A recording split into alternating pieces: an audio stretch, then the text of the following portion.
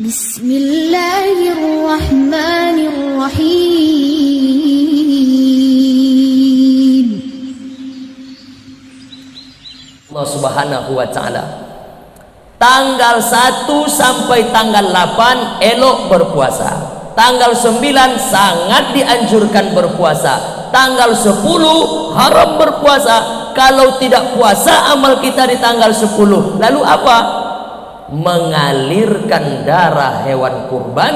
Itulah amal yang paling Allah cintai di tanggal itu. Nah, ibu-ibu yang dimuliakan Allah Subhanahu wa Ta'ala, mengapa ini disampaikan jauh-jauh hari? Ada 3 masalah. 1, begitu diingatkan jamaah, Bu, ibu nggak berkurban tahun ini, kita nyampaikannya tanggal 8, tanggal 9 Zulhijjah. Apa kata ibu itu? Kalaulah Pak Ustadz sampaikan keutamaan kurban ini kemarin-kemarin, maka mungkin kami akan mempersiapkan diri Pak Ustadz, mungkin kami akan menabung Pak Ustadz. Ini tinggal 2 hari lagi, duit 3,5 juta kemarin sudah terbelikan ke Vivo, ke Oppo, sudah terpesan pula Samsung di Shopee, di Lazada, macam-macam.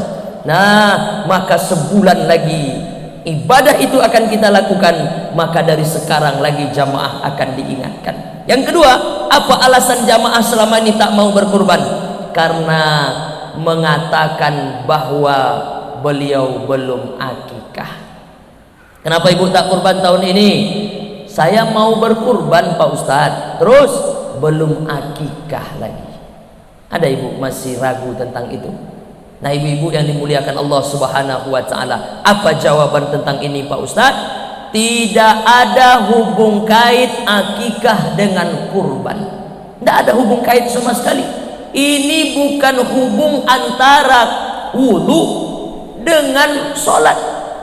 Kalau wudhu dengan sholat berkait kalindan, kata orang, tidak sah sholat kalau tidak berwudhu.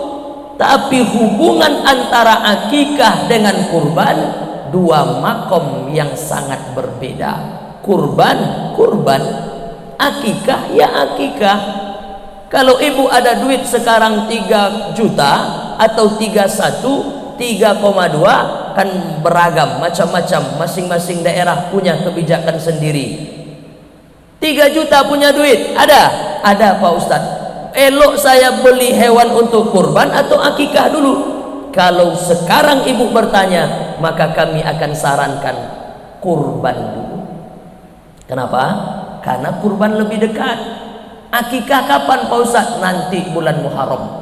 Lepas Muharram, lepas Zulhijjah, masuk Muharram, maka ibu masih punya duit, beli kambing 1 ekor lagi, maka ibu boleh akikah. Akikah waktunya tidak terbatas, kapanpun boleh. Sementara kurban waktunya cuma 4 hari saja.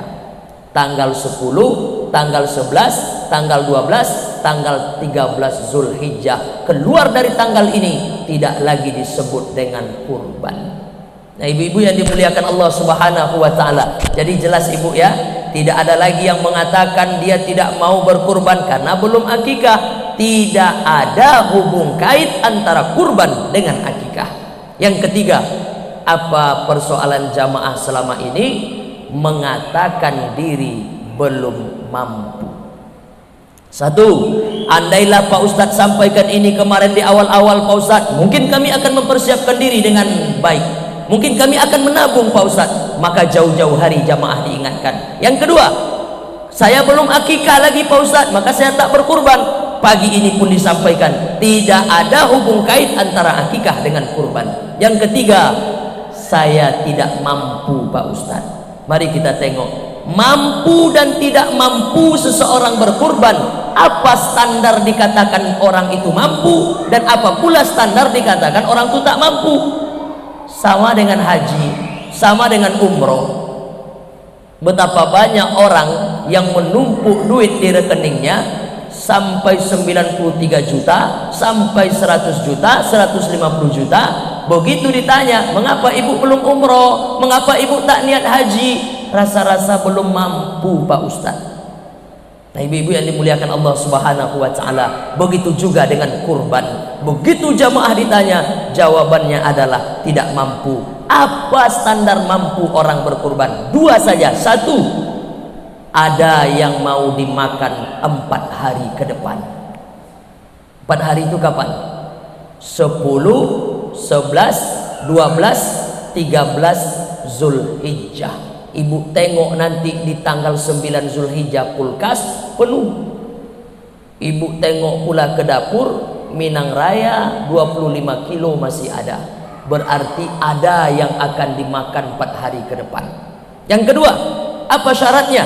Apa kriteria orang itu dikatakan mampu? Ada duitnya untuk membeli hewan kurban. Berapa hewan kurban di tempat ibu? 1 ekor kambing, atau didaftarkan nama ke masjid 1 sapi dikeroyok 7 orang, berapa? 3,5 juta. Betul? 34, 33, 32, ada yang paling rendah mungkin 3 juta. Nah, ibu-ibu yang dimuliakan Allah Subhanahu wa taala, ada enggak duit ibu sebanyak 3 juta? Ada enggak duit ibu sebanyak 3,5 juta? Ada, Pak Ustaz. Maka ibu dikatakan sanggup berkurban dan ibu layak untuk berkurban. Apa tadi syaratnya ibu? Dikatakan mampu. 1, ada yang mau dimakan, atau kami sebagai kepala rumah tangga ada yang bisa kami nafkahi anak, istri, emak, ayah, mertua, atau orang yang tinggal bersama kita. Kita tengok tuh 4 hari ke depan, sanggup nggak kita membiayai hidupnya? Sanggup nggak kita mengasihnya makan? Sanggup. Maka terpenuhi syarat pertama. Yang kedua, apa syaratnya? Ada duit untuk membeli hewan kurban. Maka memang tidak dianjurkan berhutang.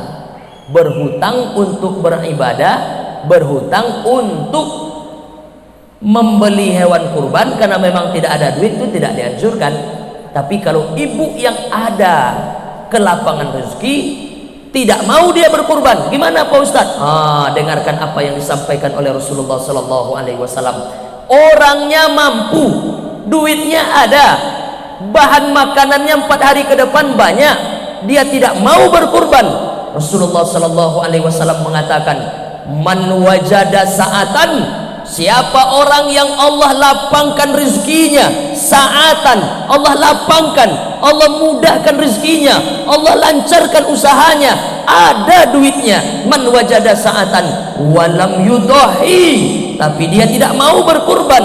Apa kata Nabi? Fala yaqrabanna musallana, jangan dekat-dekat tempat sholat kami.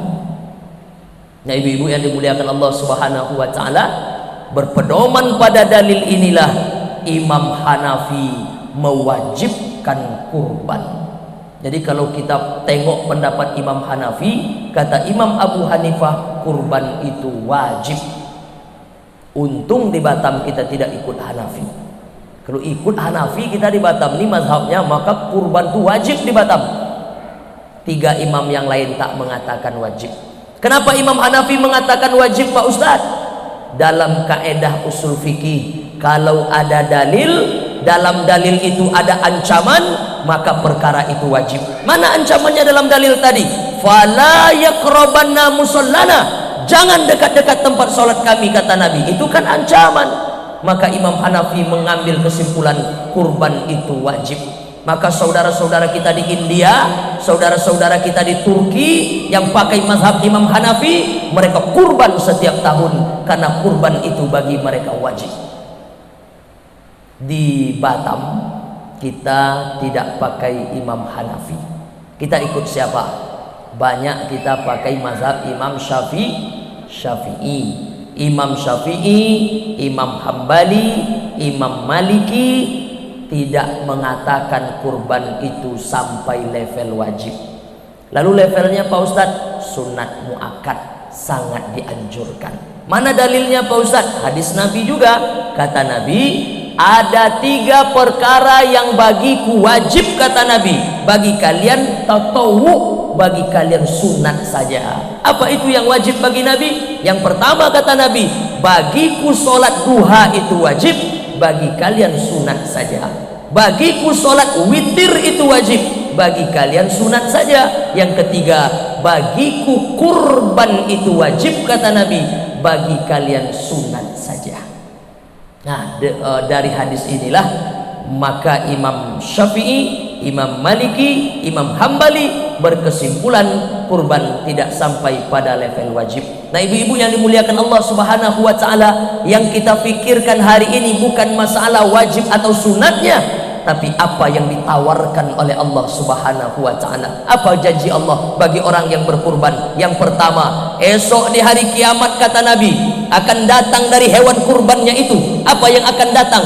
Tanduknya, bulunya, kukunya akan datang menghadap Allah, bersaksi di hadapan Allah, memberikan syafaat atas orang yang berkurban dulu. Apa katanya? Ya Rob, ini si fulanah, ini tinggalnya di Batam, jamaah AAQ kota Batam ya Allah, dulu dia punya rezeki, kemudian dia berkurban ya Allah. Yang datang itu siapa? Tanduknya, bulunya, kukunya dari hewan kurban kita itu. Apa makna hadis ini?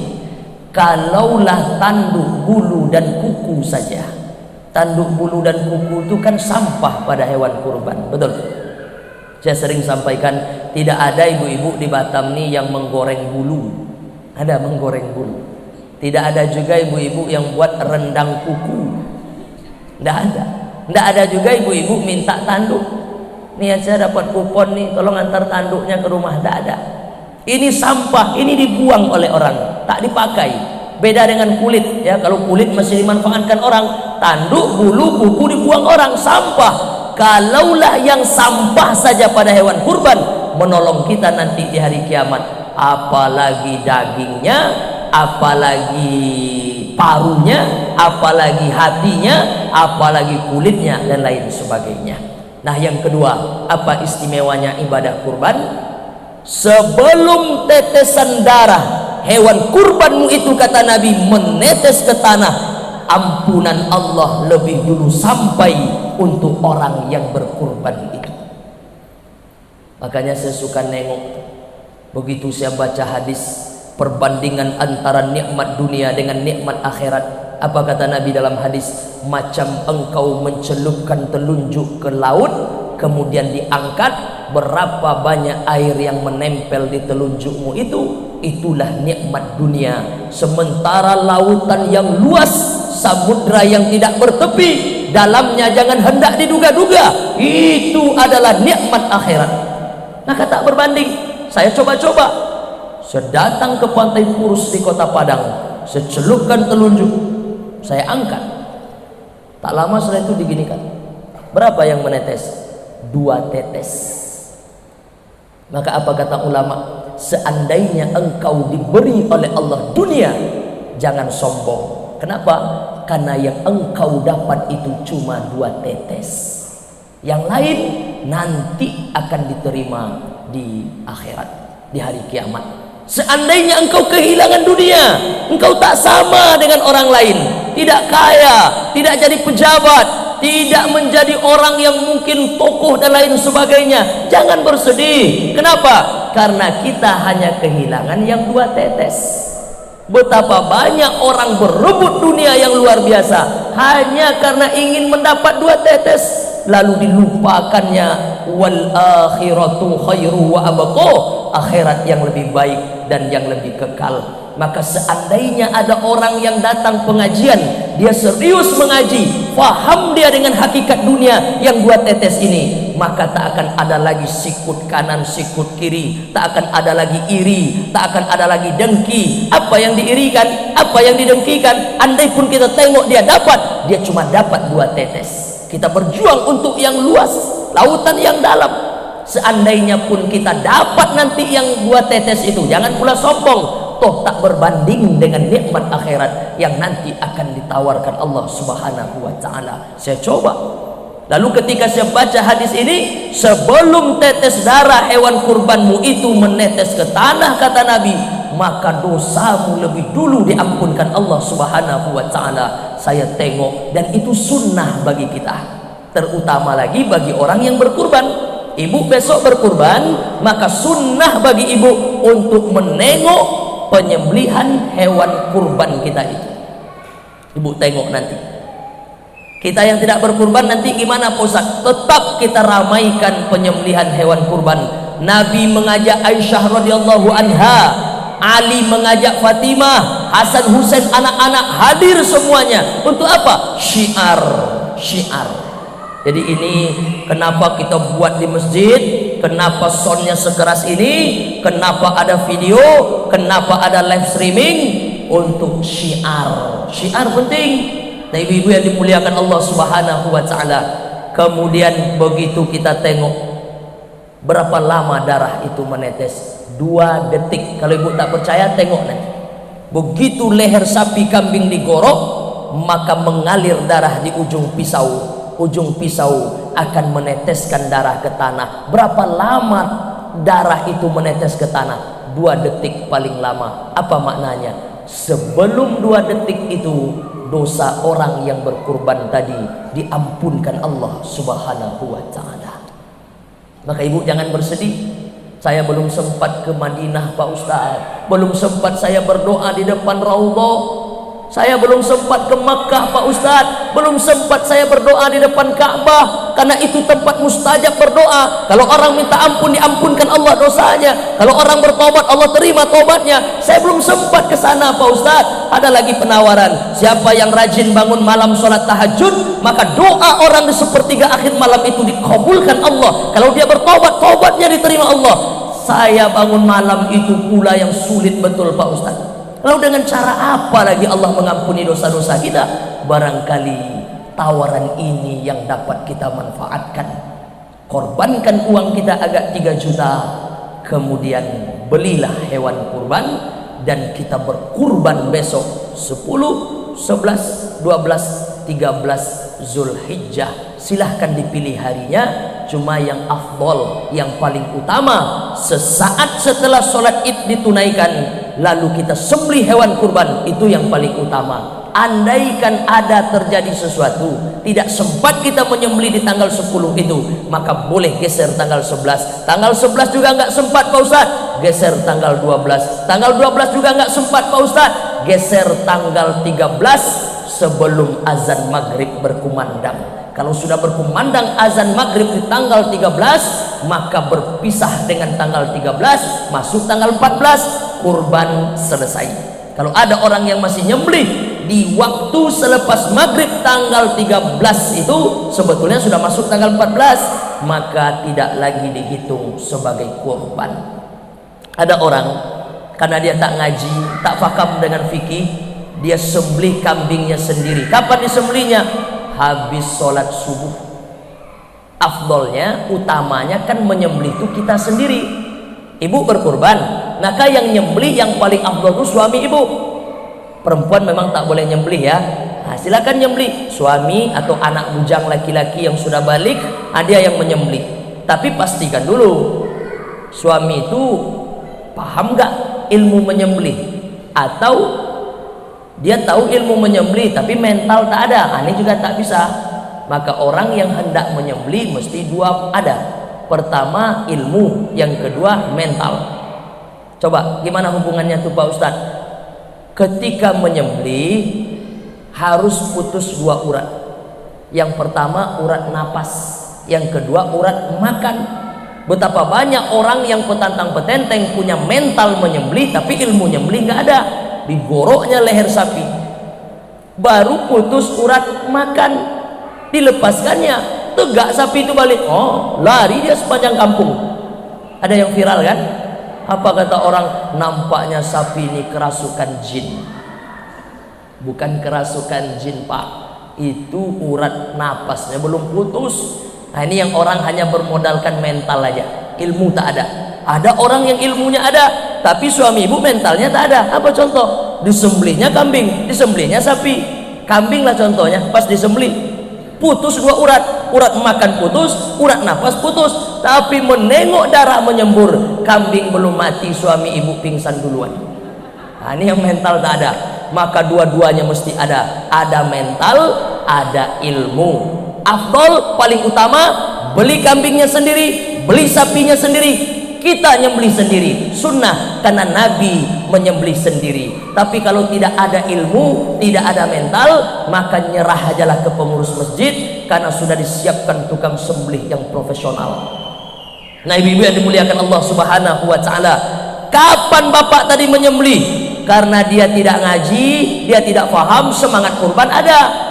Apa katanya sama istrinya di rumah? Bu, nanti kalau habis sholat kita nyembelih, habis waktu kita bu, kapan lagi kita nanti mau silaturahim ke sana, mau ke sana, mau ke sana? Rencananya nih mau jalan-jalan dia. Dia punya inisiatif.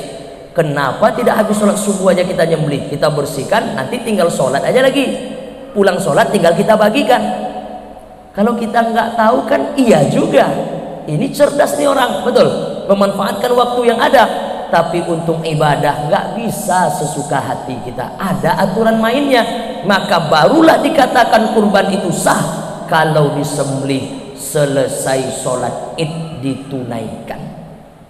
Jelas ibu ya, ini masuk dalam adab-adab. Makanya kenapa judulnya tadi adab berkurban. Orang yang macam ini tidak dikatakan dia beradab dalam berkurban, ada aturan adabnya. Kapan menyembelih? Selepas sholat id. Lalu ada lagi, Pak Ustadz, saya besok ingin berkurban, ya boleh saya makan daging hewan kurban saya tuh Pak Ustadz? Boleh. Minta hatinya. Kenapa hatinya yang diminta? Selesai ibu sholat id, kan disembelih tuh kurban ibu, maka ibu tengok sunnah ya, banyak sunnah-sunnah dalam kurban ini. Salah satu lagi sunnahnya apa? Siapa orang yang hendak berkurban, kata Nabi, terniat oleh dia berkurban, lalu dia menengok hilal Zulhijjah. Hilal maknanya anak bulan, dia hendak berkurban, lalu ditengoknya anak bulan Zulhijjah, artinya bulan Zulhijjah mulai muncul, tanggal 1 mulai datang, maka hendaklah dia menahan dirinya untuk tidak, 1, memotong kuku, 2, memotong segala bulu yang melekat pada badan. Semua bulu dimanapun tubuhnya ditahan. Kapan dicukur Pak Ustadz? Nanti sepulang sholat id, pulang ke rumah, disitulah sembelih kurban sudah selesai. Disitulah ibu cukur-cukur, membawa semangat baru, fresh. Laki-laki potong rambut, sunat, tidak wajib ya. Nah ibu-ibu yang dimuliakan Allah subhanahu wa ta'ala, maka adabnya lagi apa? Orang yang hendak datang ke tempat sholat, dia berkurban di hari itu, maka dia menengok penyembelihan hewan kurbannya, kemudian dia minta hatinya. Walaupun jatahnya dalam fikih sepertiga, kurban itu untuk 3 orang, yang berkurban sepertiga, fakir miskin sepertiga, lebihnya lagi untuk siapa? Orang-orang kaya yang ada di sekitar kita. Fakir miskin kan dah selesai tadi tuh, mau dekat rumah, mau di jauh rumah, pokoknya masih komplek kita itu, bagi semuanya, wajib.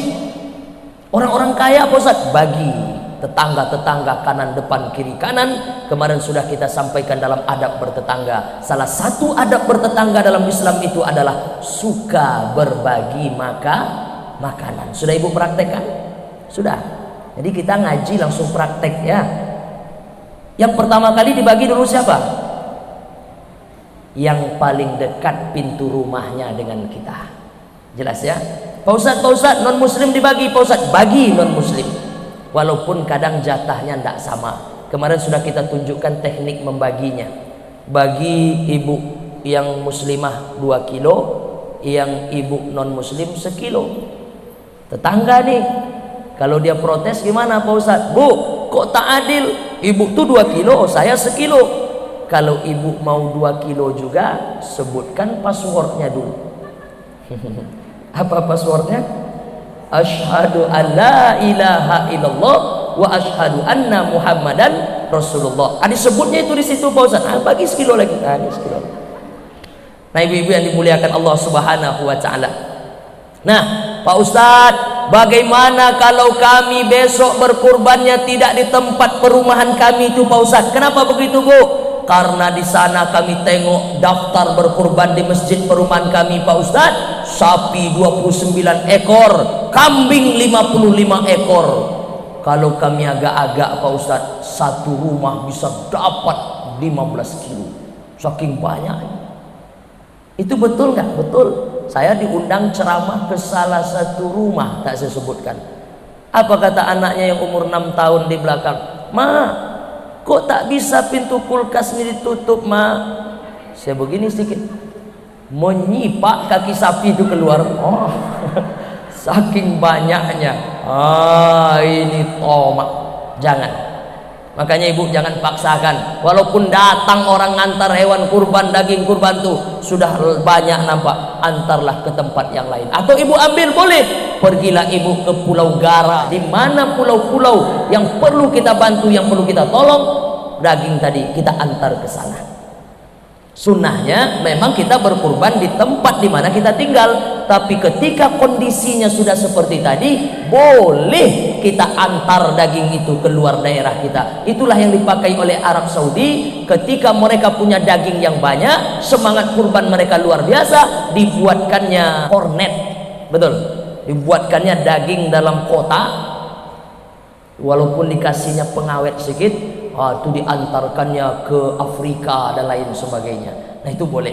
Nah ibu-ibu yang dimuliakan Allah Subhanahu wa ta'ala,